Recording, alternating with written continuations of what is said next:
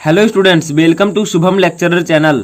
तो स्टूडेंट, इस वीडियो में हम गॉस के अनुप्रयोग का एक वेरी इंपॉर्टेंट डेरिवेट करेंगे।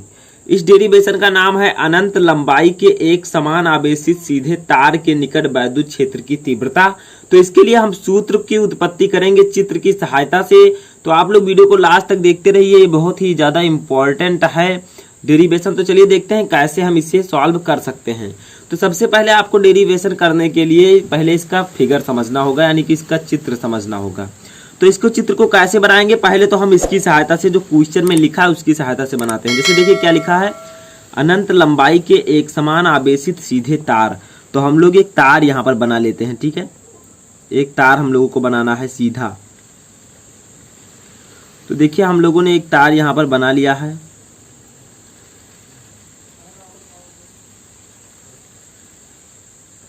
ठीक है, इतना लंबा लगभग तार है। तो पहले क्वेश्चन के हिसाब से आप चित्र बनाइए। तो देखिए अनंत लंबाई के एक समान आवेशित सीधे तार। तो देखिए हमने एक समान तार तो बना दिया एक, लेकिन ये आवेशित है। तो आवेश दो प्रकार के, धन आवेश और ऋण आवेश। तो हम यहाँ पर धन आवेश ले लेते हैं, ठीक है। तो इसको हम धन आवेशित कर देते हैं। देखिए क्वेश्चन के हिसाब से मैं भी चित्र बना रहा हूँ, ठीक है। तो आप लोग आसानी से बना सकते हैं इस प्रकार से चित्र। तो इस पर धन आवेश एक समान रूप से वितरित है। तो इतना समझ में आया, अनंत लंबाई के एक समान आवेशित सीधे तार। तो देखिए हमने अनंत लंबाई का एक समान आवेशित सीधा तार बना दिया। आवेशित का मतलब इसमें आवेश है। अब देखिए आगे के निकट वैद्युत क्षेत्र की तीव्रता। तो यहाँ पर मान लीजिए एक बिंदु है आपका, इस पर हमें विद्युत क्षेत्र की तीव्रता ज्ञात करनी है। ये है आपका बिंदु, ठीक है। और इस पर हमें क्या निकालना है, विद्युत क्षेत्र की तीव्रता। इस बिंदु को हम मान लेते हैं क्या, पी, ठीक है। तो इस बिंदु को हम पी मान लेते हैं। तो पी आपका है ये बिंदु। अब इस पर हमें क्या ज्ञात करना है, वैद्युत क्षेत्र की तीव्रता। अब मान लीजिए कि यहां से यहां तक की जो दूरी है, यहां से यहां तक की जो दूरी है वो आर है। तो क्वेश्चन में जो लिखा है वही हमने अभी यहाँ पर बनाया है। अनंत लंबाई के एक समान आवेशित सीधा तार हमने बनाया और इसके निकट हमें वैद्युत क्षेत्र की तीव्रता ज्ञात करनी है। तो हमने इस बिंदु को पी मान लिया, ठीक है। अब आगे देखिए आपको क्या करना है, यहाँ पर आपको यहाँ पर एक गॉसियन पृष्ठ की कल्पना करनी है। जैसे मैं कर रहा हूँ, देखिए यहाँ पर ऐसे आपको एक गॉसियन पृष्ठ बना देना है। जैसे मैं यहाँ पर बेलन बना देता हूँ, ठीक है। यहाँ पर मैं बेलन बना दे रहा हूँ। कुछ इस प्रकार से आपका गॉसियन पृष्ठ ये बन जाएगा। तो आप लोग और भी अच्छे से इसे बना सकते हैं। तो देखिए ये एक बेलन है, ठीक है। तो एकदम स्पष्ट है कि एक समान आवेशित सीधा तार है और ये आवेशित है। इससे कुछ दूरी पर स्थित बिंदु पी पर हमें क्या निकालना है, वैद्युत क्षेत्र की तीव्रता की गणना करनी है इस बिंदु पी पर, ठीक है। तो देखिए अब समझिए, बहुत ही सिंपल। देखिए यह है आपका एक तार और तार में क्या होगा, रेखीय आवेश घनत्व। एक फार्मूला आपको यहाँ पर यूज करना होगा रेखीय आवेश घनत्व का। तो देखिए ये है रेखीय आवेश घनत्व का फार्मूला। इसको हमें इस डेरिवेशन में यूज करना होगा। रेखीय आवेश घनत्व का मतलब क्या होता है, देखिए इसको समझिए। इसका डेफिनेशन मैं बोल देता हूं। यदि कोई आवेश q लंबाई l की किसी रेखा पर, देखिए किसी रेखा पर कोई आवेश अगर एक समान रूप से वितरित हो तो प्रति एकांक लंबाई पर, देखिए इसकी लंबाई हम यहां से यहां तक की जो इसकी लंबाई लेंगे इस गॉसियन पृष्ठ की, वो हम l लेंगे, ठीक है, यहां से यहां तक की। तो देखिए किसी भी, फिर से मैं बोल देता हूं इसको, यदि कोई आवेश q, जैसे यहाँ पर प्लस q आवेश है, प्लस आवेश है, ठीक है, लंबाई l पर किसी एकांक लंबाई पर अगर एक समान रूप से वितरित हो तो प्रति एकांक लंबाई पर वितरित आवेश को आवेश का रेखीय आवेश घनत्व कहते हैं, ठीक है। यानी कि अगर कोई सीधी रेखा में हो कोई चालक और उस पर एक समान रूप से आवेश वितरित हो तो इसे हम कहेंगे रेखीय आवेश घनत्व या फिर आवेश का घनत्व, रेखीय घनत्व। और इसे हम डिनोट करते हैं लैम्डा से। लैम्डा इक्वल टू होता है q/l, यानी कि एकांक लंबाई पर, l क्या है, लंबाई। तो एकांक लंबाई पर उपस्थित आवेशों की संख्या को हम क्या कहते हैं, आवेश का रेखीय घनत्व, ठीक है। इतना समझ में आया। जो हमने गॉसियन पृष्ठ माना ये एक बेलन है, तो इसकी जो लंबाई है वो l है, स्मॉल l, ठीक है, ये स्मॉल l है। तो देखिए अब हमें आगे क्या करना है, हमें यहाँ पर एक छोटा सा क्या लेना है, क्षेत्रफल लेना है। जैसे मैंने यहाँ पर ले लिया एक छोटा सा क्षेत्रफल, ठीक है। और इसी बिंदु पी पर हमें क्या ज्ञात करना है, विद्युत क्षेत्र की तीव्रता। तो हमने छोटा सा जब लिया तो यहाँ पर विद्युत क्षेत्र की तीव्रता की जो दिशा होगी वो कुछ इस प्रकार से होगी, लंबवत, ठीक है।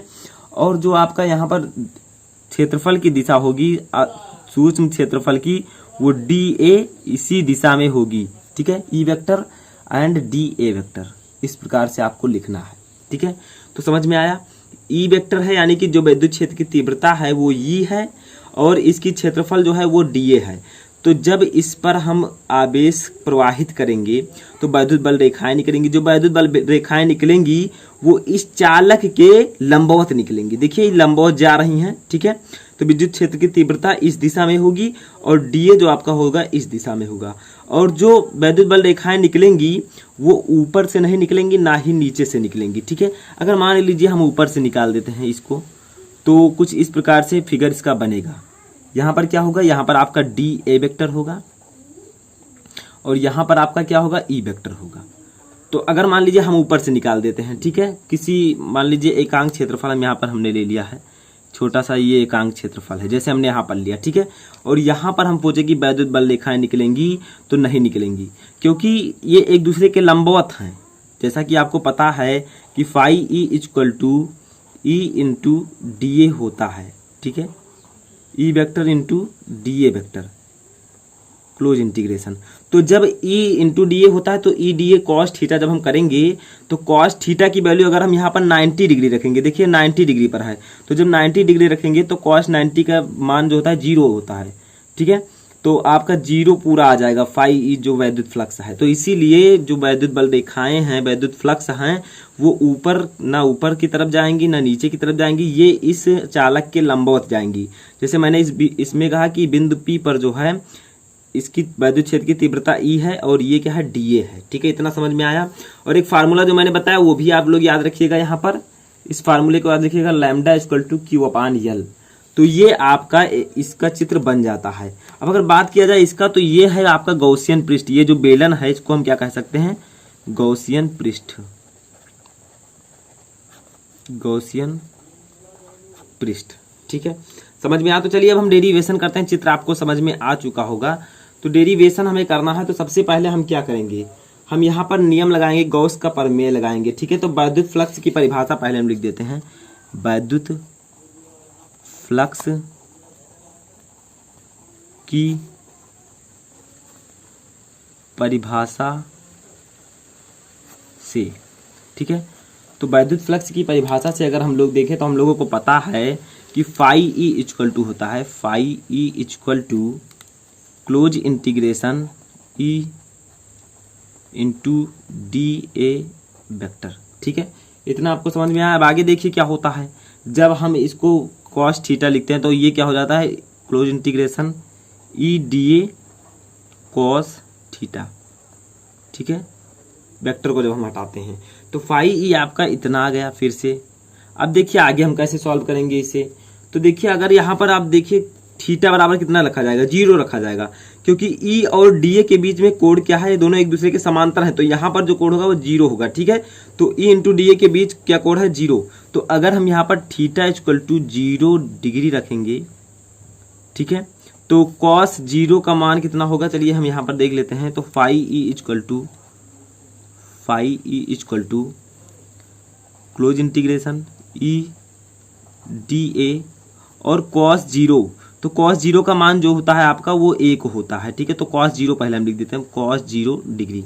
तो हमने 0 डिग्री रखा। और फाई ई इक्वल टू आपका हो जाएगा close integration E D A और कॉस 0 का जो वैल्यू हो जाएगा वो 1 होगा। ठीक है, कॉस 0 डिग्री का वैल्यू जो होगा, कॉस 0 डिग्री का वो 1 होगा। ठीक है, तो इतना समझ में आया। ये आपका गया phi E equal to vector E into D A. अब यहाँ पर अगर आप जब आप समाकलन करेंगे इसका फाई यहाँ पर, ठीक है, तो फाई ई इक्वल टू आप जब करेंगे तो अगर ई को हम बाहर निकाल दें तो ई को जब हम बाहर निकालेंगे तो ये हो जाएगा आपका डी ए। ठीक है, अब फिर से हम फाई ई को यहाँ पर प्राप्त कर लेते हैं। फाई ई इक्वल टू आपका हो जाएगा, जब इसका इंटीग्रेशन होगा क्लोज इंटीग्रेशन डी ए का, तो आपका यहाँ पर आ जाएगा ई इंटू ए। ठीक है, तो इसको हम मान लेते हैं समीकरण नंबर 1। समझ में आया, बहुत ही सिंपल है। पहले मैंने विद्युत फ्लक्स की परिभाषा से इतना किया, इतना आप भी कर सकते हैं। ठीक है, ई into D A close integration vector E into D A vector, ऐसे मैंने किया। अब इतना आप भी कर सकते हैं। देखिए अब आगे हम बढ़ते हैं इस डेरिवेशन करने के लिए। तो देखिए आगे हमें क्या लगाना है, गॉस के प्रमेय से, गॉस के प्रमेय से, ठीक है। तो गॉस के प्रमेय से अगर हम लोग देखें तो फाई ई इक्वल टू आपका होता है, पता होगा मैंने आपको ये प्रूव भी करा है, क्यू अपान एप्सिलॉन नॉट, ठीक है। तो ये आप लोग जाकर फर्ज कर सकते हैं कि गॉस का प्रमेय, तो सबसे पहले वीडियो आ जाएगा, ठीक है, या फिर शुभम लेक्चरर लगाकर कहिएगा तो और पहले ही आ जाएगा। तो देखिए phi E equal to Q upon epsilon naught होता है, ये आपका समीकरण नंबर 1 हम मान लेते हैं, ठीक है। अब यहाँ पर देखिए हम क्या करेंगे, ई, तो देखिए अब हम समीकरण 1 व 2 से, इसे हम समीकरण नंबर 2 मानते हैं। तो समीकरण 1 व 2 से, तो 1 व 2 से देखा जाए तो एक में क्या है, फाई इक्वल टू ई है, दूसरे में है phi equal to Q upon epsilon naught. तो दोनों का जो है ये बराबर है, लेफ्ट साइड, ठीक है, लेफ्ट साइड। तो देखिए राइट साइड भी तब बराबर होगा, अगर लेफ्ट साइड दोनों का बराबर है तो राइट भी बराबर होगा। तो हम लोग यहाँ पर लिख देते हैं E A equal to Q upon epsilon naught, ठीक है। अब यहाँ से अगर हम निकाले ई को, तो ई इक्वल टू आपका हो जाएगा क्यू अपान, इधर है मल्टीप्लाई में तो इधर आएगा तो डिवाइड हो जाएगा, तो ये एप्सिलॉन नॉट, ठीक है। तो ये आपका इतना आ गया, इसको भी हम मान लेते हैं समीकरण नंबर 3। तो आगे करते हैं इस डेरिवेशन को। तो देखिए अब हमें यहाँ पर एक चीज़ और लिखना है कि बेलन का पृष्ठीय क्षेत्रफल, बेलन का पृष्ठीय क्षेत्रफल, ठीक है। तो बेलन का क्षेत्रफल नहीं, हमें बेलन का पृष्ठीय क्षेत्रफल लेना है, क्योंकि ये एक बेलन के आकार का मैंने गॉसियन पृष्ठ लिया है। तो इसका पृष्ठीय क्षेत्रफल जो हम लिखेंगे, तो यहाँ पर जो ए की वैल्यू हो जाएगी, अगर पृष्ठीय क्षेत्रफल की बात की जाए तो ये है क्षेत्रफल बेलन का पृष्ठीय क्षेत्रफल, ठीक है। तो ये की वैल्यू यहाँ पर होगी 2 पाई आर, और यहाँ पर यल लंबाई का ये पूरा बेलन है, तो यहाँ पर हम लिख देंगे एल, ठीक है। तो इतना समझ में आया। अब आगे देखिए एक चीज और आपको यहाँ पर याद रखना है, जो सूत्र मैंने यहाँ पर बताया था, आवेश का रेखीय घनत्व, यानी कि एकांक लंबाई पर जितने आवेश हैं उन्हें हम कहते हैं आवेश का रेखीय घनत्व या फिर रेखीय आवेश घनत्व। तो देखिए अब यही हम यहाँ पर इसे यूज करेंगे, मैंने आपको पहले ही बता दिया था। तो लैम्डा इक्वल टू रेखीय आवेश घनत्व इक्वल टू होता है Q upon L, Q upon L, जहाँ क्यू आवेश है, एल है लंबाई, ठीक है। अब इसी पर हम इसे रख देंगे, जो आपका ये आया है नीचे, मैंने अभी डेरिवेट किया था, E equal to Q upon A epsilon naught, ठीक है। तो हम इसी पर इसे अब पुट कर देंगे। तो देखिए कैसे करेंगे, तो समीकरण 3 से, देखिए समीकरण 3 है ये आपका, तो समीकरण 3 से, तो समीकरण 3 से अगर हम लोग देखें तो आपका समीकरण 3 क्या था, E equal to Q upon A epsilon naught, Q upon A epsilon naught, ठीक है। अब आगे बढ़ते हैं हम लोग, इसे अब वैल्यू रख देते हैं, बस आ जाएगा आपका। देखिए क्या है, ई क्या है आपका, ई तो ऐसे ही रहेगा। क्यू के स्थान पर हमें क्या लिखना है, क्यू को हमें ऐसे ही रहने देना है, ठीक है। तो देखिए स्टूडेंट, क्यू के स्थान पर हमें क्या लिखना है, तो देखिए lambda equal to Q upon L होता है। तो अगर यहाँ से हम क्यू की वैल्यू निकालें तो ये एल है, इधर डिवाइड में यानी कि भाग में, तो इधर जाएगा तो गुणा हो जाएगा, तो ये q equal to lambda l आ जाएगा, ठीक है। सिंपल है बहुत ज़्यादा, lambda equal to Q upon l, तो q equal to lambda l, ठीक है। तो देखिए अब इसे हम इस पे पुटअप कर देते हैं, क्यू के स्थान पर हम लिख देते हैं लैम्डा एल, लैम्डा एल, और ए के स्थान पर हम लिख देते हैं 2 pi r l, 2 pi r into l, ठीक है। अब आगे बढ़ते हैं, अब आपका बहुत ही जल्द प्रूव हो जाएगा। तो ई इक्वल टू आपका होगा, एल से एल हो जाएगा कैंसिल, यहाँ पर एप्सिलॉन नॉट भी लिख दीजिए, ये है, तो एल से एल कैंसिल, तो आपका यहाँ पर बचेगा क्या, lambda upon 2 pi R epsilon naught, ठीक है। तो अब यहाँ पर हम लिख देते हैं, आगे बढ़ते हैं, आगे क्या है, तो देखिए यहाँ पर आपको लिखना है ई इक्वल टू, अब हम यहाँ पर लैम्डा को, यहाँ पर हम इसे लिख सकते हैं 1/2 पाई एप्सिलॉन नॉट लिख सकते हैं, क्योंकि 1 ऊपर है, 2 पाई एप्सिलॉन नॉट, ठीक है, हमने यहाँ पर लिख दिया, इंटू लैम्डा को हम यहाँ पर अपान आर, बात वही है, अगर इसमें इसका गुणा करेंगे तो वही आ जाएगा जो यहाँ पर था, ठीक है। अब देखिए हम दोनों में जो है 2 से गुणा कर देते हैं, ऊपर भी और नीचे भी, ठीक है। तो 2 से गुणा करने पर, 2 से गुणा करने पर, अंश में भी और हर में भी, तो देखिए जब आप दोनों में 2 से गुणा कर देंगे तो आप लोग समझ सकते हैं क्या आ जाएगा आपका 1 अपान, जब नीचे 2 से गुणा किया जाएगा तो क्या होगा 2 के स्थान पर क्या हो जाएगा 4, तो 4 पाई एप्सिलॉन नॉट इंटू, ऊपर जब 2 से गुणा किया जाएगा तो 2 लैम्डा अपान आर, ठीक है।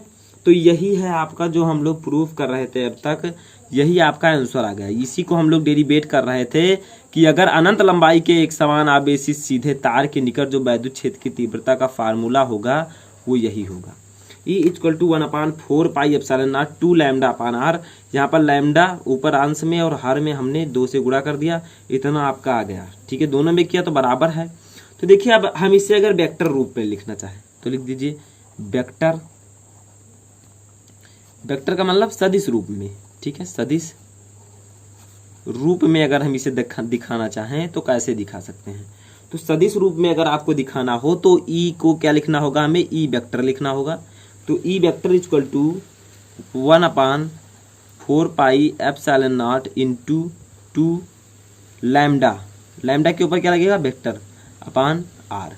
ठीक है, और यही आपका आ गया आंसर, जो कि हम लोग वेक्टर के रूप में अगर इसे लिखें तो इस प्रकार से लिखेंगे, और जो आपका रियलिटी है वो इस प्रकार से है। ठीक है, तो ये हमारा डेरिवेट हो चुका है कि अनंत लंबाई के एक समान आवेशित सीधे तार के निकट अगर विद्युत क्षेत्र की तीव्रता की बात की जाए तो E = होता है 1/4 pi epsilon naught 2 lambda upon R. अगर वेक्टर रूप में लिखा जाए तो E vector = 1/4 pi epsilon naught into 2 lambda vector upon R. ठीक है, तो ये वेरी सिंपल सा मैंने आपको बताया है। इससे पहले भी मैंने कई डेरिवेशन कराए हैं, गॉस के प्रमेय का, गॉस का, और उसके बाद में गॉस के प्रमेय का अनुप्रयोग का। ठीक है, तो आप लोग जाकर चैनल पर जाकर देख सकते हैं प्लेलिस्ट में। तो देखिए इस प्रकार से आप इसे सॉल्व कर सकते हैं। चित्र भी आपको अच्छे से समझ में आ चुका होगा, और बहुत ही सिंपल सा स्टेप था जो मैंने आपको बताया। तो आशा करता हूँ आपको ये अच्छे से डेरिवेशन समझ में आ चुका होगा। तो ऐसे डेरिवेशन मैं हमेशा लाता रहूँगा। जो आपके बचे हैं डेरिवेशन उसको भी मैं कराऊँगा, और जो मैं करा चुका हूँ उसको भी आप जाकर देख सकते हैं। तो इस वीडियो में फ़िलहाल इतना ही। आप लोग अच्छे से तैयारी करते रहिए। Thank you.